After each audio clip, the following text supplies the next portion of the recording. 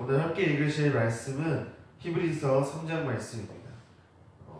3편이라고 했는데요. 죄송합니다. 히브리서 3장 말씀입니다. 신약성경 히브리서 3장 말씀 함께 읽도록 하겠습니다. 신약 히브리서 3장 말씀입니다. 읽겠습니다. 그러므로 함께 하늘의 부르심을 받은 거룩한 형제들아, 우리가 믿는 도리의 사도이시며 대제사장이신 예수를 깊이 생각하라.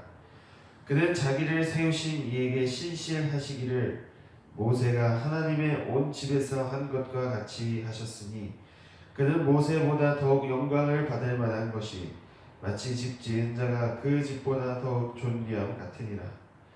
집마다 지은 이가 있으니 만물을 지으신 이는 하나님이시라. 또한 모세는 장래에 말할 것을 증언하기 위하여 하나님의 온 집에서 종으로서 신실하였고, 그리스도는 하나님의 집을 맡은 아들로서 그와 같이 하셨으니, 우리가 소망의 확신과 자랑을 끝까지 굳게 잡고 있으면 우리는 그의 집이라. 그러므로 성령이 이르신 바와 같이 오늘 너희가 그의 음성을 듣거든 광야에서 시험하던 날에 거역하던 것 같이 너희 마음을 완고하게 하지 말라. 거기서 너희 열조가 나를 시험하여 증언하고 40년 동안 나의 행사를 보았느니라. 그러므로 내가 이 세대에게 노하여 이르기를 그들이 항상 마음이 미혹되어 내 길을 알지 못하는도다 하였고, 내가 노하여 맹세한 바와 같이 그들은 내 안식에 들어오지 못하리라 하였다 하였느니라. 형제들아, 너희는 삼가 꼭 너희 중에 누가 믿지 아니하는 악한 마음을 품고 살아계신 하나님에게서 떨어질까 조심할 것이요, 오직 오늘이라 일컫는 동안에 매일 피차 권면하여 너희 중에 누구든지 죄의 유혹으로 완고하게 되지 않도록 하라. 우리가 시작할 때에 확실한 것을 끝까지 견고히 잡고 있으면 그리스도와 함께 참여한 자가 되리라. 성경에 읽었을 때 오늘 너희가 그의 음성을 듣거든 경노하시게 하던 것 같이 너희 마음을 완고하게 하지 말라 하였으니, 듣고 경노하시게 하던 자가 누구냐? 모세를 따라 애굽에서 나온 모든 사람이 아니냐? 또 하나님이 40년 동안 누구에게 노하셨느냐? 그들의 시체가 광야에 엎드려진 범죄한 자들에게서가 아니냐? 또 하나님이 누구에게 맹세하사 그의 안식에 들어오지 못하리라 하셨느냐? 곧 순종하지 아니하던 자들에게가 아니냐? 이로 보건대 그들이 믿지 아니함으로 능히 들어가지 못하는 것이라. 아멘. 네, 오늘 히브리서 3장 말씀 가지고 말씀 나누고 기도하도록 하겠습니다. 저희가 시편하고 히브리서를 번갈아서 보고 있는데요. 오늘 히브리서 기자는 하나님이 주시는 안식에 대한 이야기를 하고 있습니다. 그 예수님에 대해서 이야기하면서 안식에 대해서 이야기를 하고 있습니다. 사실 우리가 오랫동안 교회 생활을 하지만 많은 성도님들이 가슴속에 가장 원색적인 질문을 갖고 사시는 경우가 되게 많아요. 그건 뭐냐면 되게 간단합니다. 정말 하나님이 살아계신가? 두 번째는 정말 내가 그 하나님을 볼 수 있을까? 그 두 가지인 것 같아요. 그래서 오늘 말씀은 특별히 하나님을 만나는 방법에 대해서 한번 이야기를 해볼까 합니다. 우리가 어떻게 하나님을 만날 것인가? 나는 정말 하나님을 만날 수 있을까? 하나님 정말 살아계신가? 이 주제로 한번 좀 우리가 살펴봤으면 좋겠습니다. 구약시대에 하나님께 예배할 때는 정결 예식을 거쳐야만 했습니다. 성경에서 말하는 그 하나님을 만나는 방법은 이것입니다. 우리가 죄를 씻고 정결해져야만 하나님을 만날 수 있다, 이렇게 이야기를 하고 있습니다. 구약에 보면은 굉장히 복잡한 예식들이 있죠. 다양한 속죄에 관련된 제물들을 드리고 정결해 가는 작업들을 해야 합니다. 그것은 우리에게 무슨 뜻을 의미할까요? 그것은 우리가 어떤 죄를 짓고 있고 어떤 죄 가운데 있는지 우리 자신도 다 알지 못한다는 것입니다. 하나님 앞에서 우리가 어떤 죄들이 있는지 우리 다 알지 못해요. 내가 이 죄를 갖고 고민하고 있고 하나님이 이 죄를 싫어하실 거야 라고 생각하는 동안에도 사실 우리는 다른 죄들을 짓고 있고 그 죄가 무엇인지 우리는 알지 못한다라는 것입니다. 그만큼 하나님과 우리 사이는 그 죄로 인한 타락, 절대적인 거리가 있다라는 것이죠.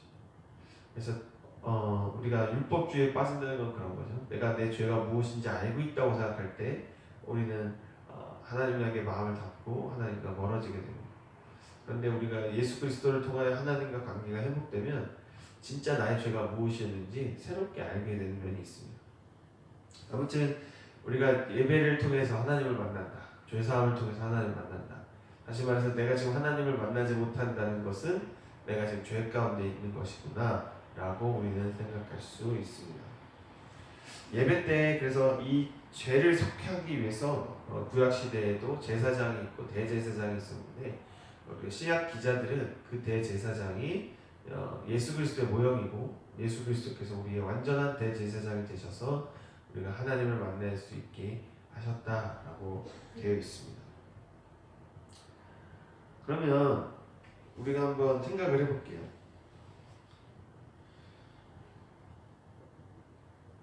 어떻게 우리가 예수 그리스도를 통해서 하나님을 만날 수 있을까요? 간단합니다. 예수님이 부활하신 것을 믿고 그분이 살아계신 것을 믿고 그분께 나의 모든 것을 맡겨드릴 때 우리는 예수님을 통해서 하나님을 만나게 됩니다. 우리 마음속에 예수님께 맡기지 못한 것들이 있을 때 우리는 하나님을 만나지 못하고 이 성경의 말씀들이 믿어지지 않는다는 것이죠. 특별히 오늘 좀 던지고 싶은 주제는 이것입니다. 한번 따라하셨으면 좋겠습니다. 하나님의 임재. 네, 하나님의 임재. 여러분 하나님의 임재를 경험하고 계십니까? 하나님의 임재를 느끼고 계십니까? 하나님의 임재는 실제 하는 것입니다. 하나님의 임재는 없는 것이 아니고요. 우리가 정말 거듭났고 하나님의 자녀라면 하나님의 임재가 있습니다. 그런데 우리가 여전히 예수님을 믿고 구원받았어도 하나님과의 관계에서 온전한 관계에 있지 않고 성장하지 못할 때 하나님의 임재가 우리로부터 멀어지게 됩니다.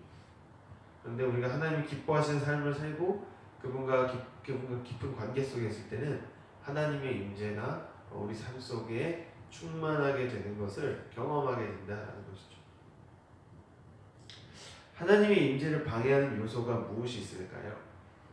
오늘 히브리서 같은 경우에는 이제 구약의 모세와 예수님을 비교하면서 우리에게 이야기를 하고 있습니다. 그러니까 모세 때보다도 더 완전한 것을 하나님이 주셨는데 모세 때도 불순종했던 것처럼 지금도 불순종하느냐 그런 이야기예요. 왜 예수님을 믿지 않느냐, 왜 예수님을 통해서 하나님 앞에 나오지 않느냐라는 이야기를 하고 있는데 하나님의 임재 안에 우리가 거하길 원하신다면 특별히 좀 오늘 좀 던지고 싶은 말은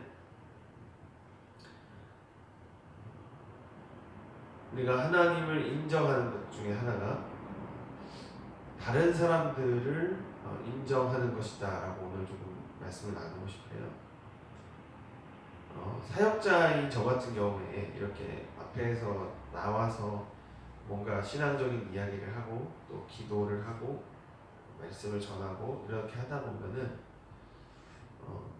어떤 이 활동 자체를 이제 하나님의 임재로 착각하게 되는 경우가 많은 것 같습니다. 그리고 아무래도 이렇게 성도님들이 제 눈앞에 좀 잘 안 보이시다 보니까 뭐랄까요? 그래서 성도님들을 만드신 정확히 말하면 저한테는 다른 사람들을 만드신 하나님을 경외하고 인정하는 눈으로 보기가 어려운 것 같아요. 그런데 이제 하나님의 임재가 충만한 예배, 하나님의 임재가 충만한 교회들의 특징은 철저하게 내가 피조물인 것을 인정하면서 또 다른 사람들을 탁월하게 창조하신 거듭나게 재창조하신 그 하나님을 인정하고 경외하는 눈으로 예배자로 서게 된다는 것입니다. 그러니까 제가 이렇게 앞에 나왔다고 제 눈에 보이는 분들을 이렇게 깔아보는 게 아니라 하나님이 얼마나 섬세하게 존귀하게 만드셨는가를 보는 눈을 갖고 예배를 드리게 되는 것이죠. 그러니까 사역자들의 함정은 그겁니다. 내가 지금 하나님의 임재 안으로 깊이 들어가면 되는데 이 내 바깥의 세계에 이제 나의 영향을 미치려고 할 때 어떤 일이 생기냐면 앞에 선 저부터가 하나님의 임재로부터 이제 분리되는 경험들을 하게 됩니다. 그러니까 근데 반대로 사실 하나님의 임재가 깊어지려면 이렇게 뭐랄까요? 내가 피조물인 것을 타락한 피조물인 것을 철저히 인정하면서 또 다른 사람들을 창조하시고 다스리시는 하나님의 주권에 대한 인정이 이 앞에 서는 자리에는 필요한 것 같아요. 그렇게 하나님에 대한 인정을 하는 만큼, 할 수 있는 만큼, 그래서 다른 사람들을 정말 그리스도 안에서 우리가 경탄의 눈으로 바라볼 수 있는 만큼 우리는 하나님의 임재 안에 들어가게 됩니다. 그런데 이제 우리 안에 죄가 있고 죄 의식 가운데 있으면 그 안으로 들어가지 않고 이 바깥으로 자꾸 나가게 되죠. 그러면은 하나님의 임재 안으로 깊이 들어가지 못하고 이렇게 뭐랄까요? 이렇게 바깥으로 나와버리게 됩니다. 구약 시대 예배로 말하면은 그러니까 성소 바깥에 뜰로 나가게 되는 것과 마찬가지입니다. 그래서 저는 사실 성도님들이 이 자리에 계셨으면 좋겠습니다. 왜냐하면 얼굴을 뵙고 하면은 아무래도 긴장을 하게 되고 또 그 속에서 이렇게 영적으로 어떤 저의 위치들을 하나님 앞에 다시 조정하게 되는 면이 있어요. 그래서 사실 같이 모여서 기도하는 게 좋은데 또 이렇게 먼 거리에서 지금 보고 계시다고 생각하고 또 그 자리에 하나님의 임재가 임하셨으면 좋겠습니다. 아무튼 오늘 히브리서는 하나님의 임재에 대해서 이야기할 때 그 안식이라는 주제를 가지고 이야기를 하고 있습니다. 안식. 안식이라는 거는 저희가 다 아시겠지만 그 쉼이죠. 쉼. 그러니까 이렇게 단순하게 생각하면 좋을 것 같아요. 하나님의 임재는 우리에게 쉼을 줍니다. 다시 한번 따라해 보시겠습니까? 같이 한번 얘기했으면 좋겠습니다. 하나님의 임재는 쉼을 줍니다. 하나님의 임재는 나에게 쉼을 줍니다. 영원한 쉼이죠. 영원한 평강이죠. 우리가 바라는 것입니다. 그러면 한번 거꾸로 생각을 해볼까요? 오늘 이제 성경 말씀을 비추어서 한번 얘기를 해보면 그 이집트에 있을 때 애굽에서 종살이 할 때 이스라엘 백성들의 삶은 어땠습니까? 간단하죠. 네, 하나님의 임재가 없었습니다. 그렇기 때문에 쉼이 없었습니다. 애굽에서의 삶을 한마디로 이야기하자면 쉼이 없는 삶이다라고 우리가 이야기할 수 있을 것 같아요. 단순히 육체 노동을 많이 해서 쉼이 없다라는 개념이라기보다는 우리가 지금 출애굽기를 통해서 보고 있지만 하나님의 영이 아닌 그 세상에 속해서 세상의 종노릇하면서 내가 가진 것을 착취당하면서 사는 인생이기 때문에 우리가 쉼을 잃어버린다는 것이죠.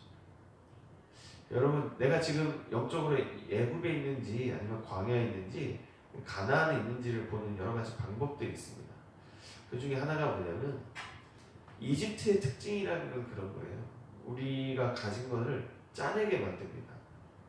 수고하고 무거운 짐진자로 만드는 것이 이집트인 거죠. 뱀의 후손들의 특징은 사람이 땀을 흘려서 땅에 흘린 것을 먹기 때문에 우리가 아직 거듭나지 않았을 때 우리 삶은 철저하게 마귀의 종노릇해서 나의 시간과 인생과 마음과 물질과 모든 것을 뱀에게 또 세상에게 착취당하게 됩니다. 물론 착취당할 때 그냥 착취당하지 않습니다. 우리에게 먹을 것을 주고 마실 것을 줍니다. 그런 공간을 줍니다. 그러나 그 삶은 노예의 삶입니다. 하나님이 주신 것들이 아니라 마귀가 준 것들을 우리가 먹고 마시고 사는 것이죠. 그것이 이집트의 삶의 특징입니다. 그리고 그 이집트에서 벗어나는 것은 절대 우리 힘으로 되지 않습니다. 예수 그리스도의 보혈만이 우리를 그곳에서 꺼집어내서 이제 가나안으로 광야로 이끌어가는 것이죠.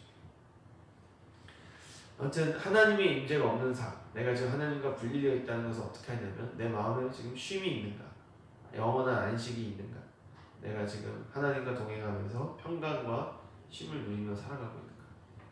평강과 쉼이 없다면 반대로 정욕 가운데 고통과 급한 마음과 성냄과 이런 어떤 그 쉬지 못하는 상태의 어떤 우리의 전형적인 특징들이 이제 드러나게 된다는 것이죠. 우리가 출애굽해서 광야를 거쳐서 가나안에 가야 하는 궁극적인 목적은 바로 그리스도의 영 안에서, 성령 안에서 영원한 안식에 들어가기 위함입니다. 영원한 안식, 곧 모든 세상을 창조하시고 안식 가운데 계신 하나님과 우리가 하나 되는 것이고요. 그 하나님을 예배하는 것입니다. 그러므로 우리에게 예배 시간은 너무나 중요합니다. 저도 사실 반성하고 있습니다. 예배 시간은 인생에 한 번밖에 없습니다. 가령 지난 주일 예배여도 그 예배는 다시 돌아오지 않습니다. 어제 새벽 기도도 다시 돌아오지 않습니다. 물론 우리가 영상으로 다시 볼 수 있지만 다시 돌아오지 않는 시간인 것이죠.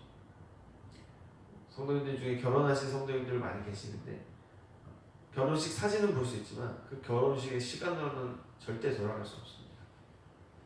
우리가 그 사실을 받아들여야 합니다. 그렇듯이 우리가 이제 다가오는 예배, 당장 매일 아침에 이런 기도회와 수요 예배, 금요 기도회, 주일 예배는 내 인생에 단 한 번밖에 없는 예배인 것입니다. 그 예배 시간에 우리가 하나님을 만나고 그 하나님이 주시는 쉼을 누리지 못한다면 그 예배는 사실은 실패한 예배고 하나님을 만나지 못하는 예배라고 할 수 있겠죠. 그래서 예배 시간은 너무나 중요합니다. 예배 시간에 하나님을 만날 수 있도록 우리는 정말 최선을 다해서 준비해야 합니다. 그리고 간절한 마음으로 예배 시간에 하나님을 만나야 합니다. 하나님을 만나지 못한다면 회개함으로써 하나님의 뜻을 구해야 합니다. 오늘은 이거를 이제 기도에 적용하면서 좀 마무리를 하려고 하는데요. 오늘 이제 안식에 대한 이야기가 나오고 있는데 성도님들의 기도가 꼭 필요합니다. 그러니까 교회는 성도님들의 기도로서 유지가 되는데요. 지금 비록 코로나로 인해서 이 자리에 나오지 못하지만 우리 교회와 또 사역자들 또 서로를 위해서 예배를 위해서 성도님들이 기도하실 때 그 기도의 내용에 따라서 교회의 영적인 분위기가 바뀌게 됩니다. 특별히 남몰래 하는 기도가 참 중요한 것 같아요. 그러니까 아무도 없을 때 하는 기도가 그 교회의 영적인 퀄리티를 좌지우지합니다. 성도님들이 아무도 모르게 하시는 기도가 그 교회의 깊이가 되고 영적인 수준이 됩니다. 그리고 정말 우리가 하나님이 살아계신 것을 확증하는 방법 중에 하나는 나의 기도를 하나님께서 다 들으시고 신실하게 응답하신다는 것이죠. 그것을 경험하기 위해서 오늘 이 시간도 같이 계속 기도했으면 좋겠고요. 오늘 그리고 이 말씀에 나온 대로 믿지 아니하는 악한 마음으로 하나님의 임재로부터 떨어지지 않고 이렇게 매일 우리가 권면해서 예수 그리스도를 믿지 않는 죄로부터 우리가 완고하지 않도록 서로를 격려해야 할 것입니다. 서로 마음에 들지 않는 부분들이 있고 또 연약한 부분들이 보인다면 뒤에서 기도하시기 바랍니다. 만약에 내 생각으로 저 사람을 바꾸려고 기도한다면 하나님 별로 응답하지 않으시는 것 같을 거예요. 그런데 하나님이 그 사람을 보는 방식으로 기도하게 되면 기도가 달라지게 됩니다. 다시 좀 정확히 오늘 결론적인 말씀을 드리면, 우리가 진짜 지금 하나님의 임재 안에 있게 되면 어떤 기도가 나오는지 아세요? 다른 사람을 위한 기도가 됩니다. 그 공동체와 그 개개인을 향해서 기도하고 싶은 마음. 근데 그 기도가 내 생각이나 내 감정으로 하는 기도가 아니라, 내가 그 사람에 대해서 전혀 생각하지도 못했던 축복이 나오게 되고, 어떤 예언적인 선포들이 각 사람에 대해서 이렇게 흘러나오게 됩니다. 그것이 우리가 하나님의 임재 안에서 안식 가운데서 기도할 때의 특징인 것이죠. 여러분, 그래서 하나님께서 그런 축복의 마음을 부어주시고 예언적인 마음을 부어주실 때는 자리에서 이탈하지 마시고 그 흐름이 끝날 때까지 계속 부으시기 바랍니다. 계속 부어야 됩니다. 이렇게 심어야 됩니다. 하나님의 축복을 각 사람의 그 영혼에다가, 그 시간, 그들의 인생에다가 계속 심어야 됩니다. 그 결과를 내가 보려고 하면 안 되고요. 계속 그 마음밭에, 그 영혼 속에 하나님의 축복들을 깊은 곳에 심어야 됩니다. 그 흐름이 올 때가 있거든요. 그러면은 그렇게 흙 속에다가 그 축복의 말씀들을 심으면 그것이 흙이 덮이게 되고, 하나님께서 자양분을 주셔서 그것이 그 삶 속에서 자라나서 열매를 맺게 됩니다. 그런 프로세스가 있는 것이죠. 그렇기 때문에 오늘 우리가 기도할 때 첫 번째 기도할 것은 먼저 하나님의 임재를 구하는 기도를 할 것이고요. 하나님의 임재를 알게 해주십시오. 하나님의 임재를 체험하게 해주십시오. 내 가정에 하나님의 임재가 흘러넘치게 하시고, 내가 가는 모든 곳에 하나님의 임재가 넘치게 해주십시오 라고 기도할 것이고, 정말 그 하나님의 임재가 우리에게 회복이 된다면 하나님은 우리에게 공동체를 향한 기도를 시키실 것입니다. 그러니까 나를 위해서만 기도한다는 것은 지금 정상적인 기도가 아니에요. 정말 우리가 하나님의 임재 안에 들어가게 되면 갑자기 생각나는 사람들이 있습니다. 생각나는 대상들이 있어요. 내 머릿속으로 만들어낸 거 말고요. 내 머리로 말하는 거 말고요. 진짜 하나님이 그렇게 내 마음에 부어주시는 어떤 축복, 넓은 마음, 그 풍성한 마음들이 있습니다. 그럴 때 그것을 입으로 시인해서 그 영혼 속에 심으시면 됩니다. 또 하나 말씀드리고 싶은 것은 이제 우리가 이제 한국의 전통적인 기도, 오순절식 기도의 방식은 무언가 좀 이렇게 말을 많이 하게 됩니다. 기도할 때 예를 들면 하나님의 임재가 느껴지지 않는 상태에서 말을 많이 하게 될 때가 있어요. 저 같은 경우에도 그런 상황이 오면 어떻게 하냐면, 제가 기도를 할 수는 있지만 일부러 기도를 톤을 떨어뜨립니다. 내 마음에서 부어주시는 게 올라올 때까지는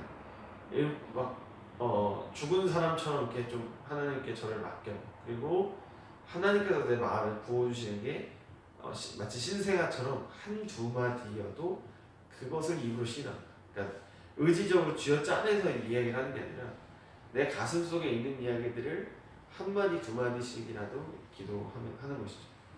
근데 신기한 건 뭐냐면, 그렇게 내 가슴 속에 막혀 있는 것들을 돌들을 치워내는 것처럼 이렇게 한 마디 두 마디씩 이렇게 기도를 하다 보면은, 그 단어들 입으로 뱉다 보면은 다시 입이 열리기 시작해요. 그러니까 마음이 열리고 이게 기도의 영이 뚫어지고 그 상태에서 이제 말을 하게 됩니다. 여러분 기억하셔야 될 것은, 우리가 정신을 열어서 기도하는 게 중요한 게 아니라 나도 모르게 지금 꽉 막혀 있는 이 내 마음, 왜 이렇게 답답하게 내가 마음이 막혀 있을까라고 할 때에 그 원인이 되는 돌들, 진짜 그걸 견고한 진이라고도 하고, 저는 이제 막힌 돌이라고 표현하고 싶은데, 그것들을 이렇게 우리가 밀어내는 것이죠. 그것을 다 찾아내서 단어로 만들어서 그것을 치워내는 것이죠. 그렇게 할 때 어떤 일이 생기냐면, 내 마음속에 하나님의 축복과 생명과 그 넘치는 평강이 강물처럼 뚫고 그 댐을 뚫듯이 뚫고 들어오게 된다는 거죠. 그러니까 이런 기도를 할 때는 특별히 하나님의 임재가 느껴지지 않는 분들이 계시다면 내 마음 속에서 내 마음 갑갑하게 하는 그 무엇인가가 무엇인지를 찾아내십시오. 가만히 기다리시면서 하나님의 안식 가운데 들어가면서 하나님 그것이 무엇인지 알게 해주십시오. 그리고 이것을 어떻게 하면 내가 뚫어낼 수 있는지 알게 해주십시오. 여러분, 모든 기도가 저항이 되면 안 됩니다. 그러니까 우리가 가끔 기도할 때 현실과 투쟁하는 어떤 저항의 이미지로 기도할 때가 있는데 그런 걸 할 때가 있지만 때로는 저항을 포기해야 뚫어질 때가 있어요. 그러니까 내가 이 차원의 의식 세계에 있을 때 이 차원의 의식 세계에서 그 영적 승리를 하려면 이 차원에서 싸우면 안 됩니다. 마치 내가 중학생에서 고등학생이 되면 그 중학생 애들이랑은 싸우지 않게 되는 거랑 똑같은 거예요. 그러니까 그 레벨에서 자꾸 싸움을 하게 되고 못 벗어나면 그 위의 레벨로 못 올라가게 되는 거죠. 기도할 때도 항상 문제를 해결하겠다, 뭔가 이 상황을 바꾸겠다 이런 어떤 저항적 기도보다는 어떤 의미에서 그 저항을 포기하고 하나님께서 내게 주시는 한두 마디, 한두 가지를 내가 입으로 시인할 때 그 위의 차원에 있는 기도들을 우리가 하게 되고 그 위의 차원이 내 마음 안에 부어지고 내 시간 안에 부어질 때 하나님의 놀라운 임재가 우리 안에 경험되어지게 된다는 것입니다. 아무튼 이러한 기도들을 오늘 조금 같이 우리가 경험했으면 좋겠습니다. 그렇게 해서 하나님의 안식 가운데 들어가므로 우리의 하루의 삶이 든든하게 하나님의 평강 안에 있었으면 좋겠습니다. 우리의 시간은 너무나 지금 빨리 가고 있습니다. 오늘 하루도 조금 있으면 끝날지도 모릅니다. 네. 그런데 우리가 하나님과 동행하면 우리는 이 세상의 시간을 사는 것이 아니라 하나님의 시간을 살게 됩니다. 그런 축복이 오늘 기도의 자리에 나오신 모든 성도님들 안에 충만하시기를 예수님의 이름으로 기도합니다.